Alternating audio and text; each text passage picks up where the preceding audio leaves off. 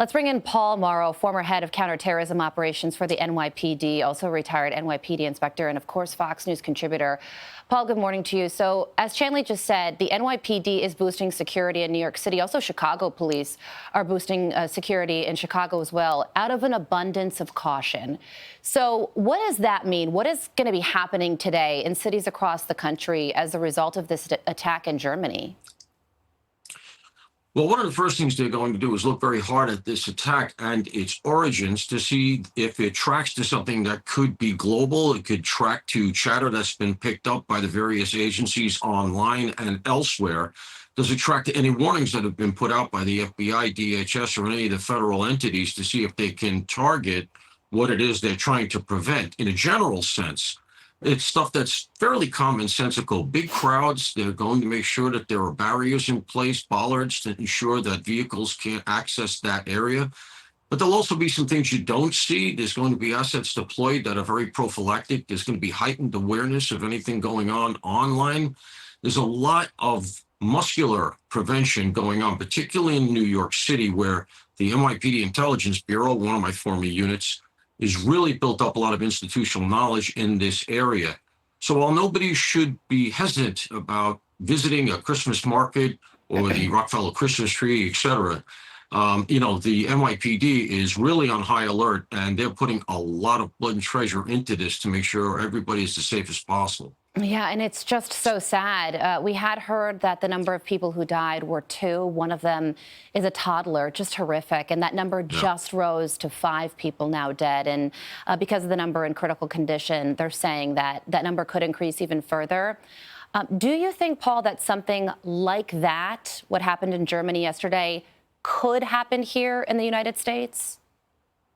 Well, it has. We had the Halloween attack of 2017 when Sapula Saipov drove a rented vehicle, just as this alleged perpetrator did, rented a vehicle. Somebody who was not on NYPD or the federal radar as a suspect came up from southern New Jersey, decided to target the New York Halloween parade.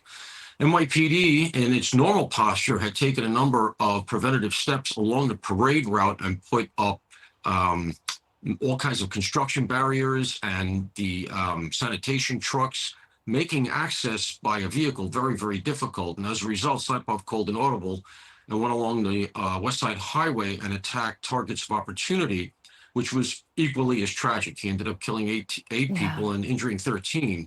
So PD has been through this. You do everything you can to prevent it. You learn from them. The Germans are almost certainly doing the same. There were warnings here about a month ago that went out Europe-wide that the Christmas markets could be subject to attack.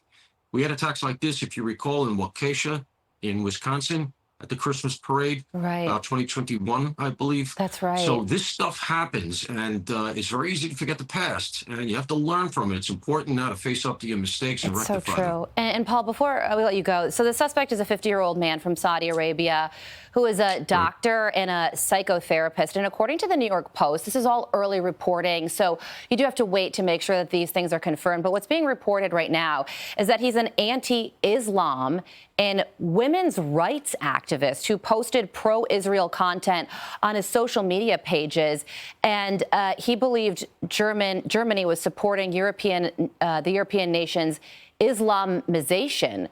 Are you surprised by that description of who this person is? Yeah, that's very counterfactual. You didn't expect that sort of a profile of this individual, and it argues that maybe he has some sort of break with reality or some kind of he's an emotionally disturbed person. This is going to take some teasing out to see, because he did not seem to be on the radar screen of the Germans relative to an attack like this. Yeah.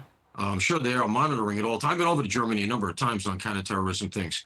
They monitor. They had that big Syrian influx of refugees a number of years ago. They're aware of the threat. Yeah. This guy doesn't seem to track to that threat, and so I'm sure they're looking hard at what went on. It's just horrific. But the NYPD is working hard around the clock to make sure that we are all safe here in the U.S. Paul, thank you so much for joining us. I'm Steve Ducey. I'm Brian Kilmeade. And I'm Ainsley Earhart. And click here to subscribe to the Fox News YouTube page to catch our hottest interviews and most compelling analysis.